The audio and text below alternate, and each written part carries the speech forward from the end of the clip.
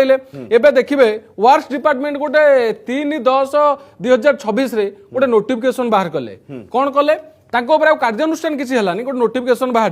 जे जोटा पूर्वरु 14.99 थिला सेटा को एबे अनलिमिटेड करदेले जी जेते लेस रे पकई परिबो काम करिवो आपण माने देखिबे जेतले 14.99 रे काम होतला ताको विरोध होतला पोलो भुसुडी पड़तुला रास्ता आउ नथिला पानी टांकी गली पड़तुला देखिबे कटक रो कथा कहंतु मंत्री मध्य सेठी जाइतिले पूर्त मंत्री सेठी जाइकि ये कले वर्तमान कोन हला ना आपण अनलिमिटेड पकेबे तापर आउट व्यवस्था कले जेतले 20% देइबो आपनको लेसटा सेतबेले गोटे टेक्निकल कमिटी आंकर गोटे गठन हबो टेक्निकल कमिटी जहा को चाहिबे ताकू काम देबे अर्थात जदि जने 23% लेस रे पकेछि आ जने 25% लेस रे पकेछि ताल जदि टेक्निकल कमिटी चाहिबो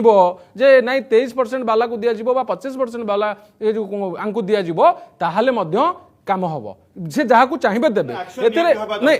एतरे समस्याटा कोन होउची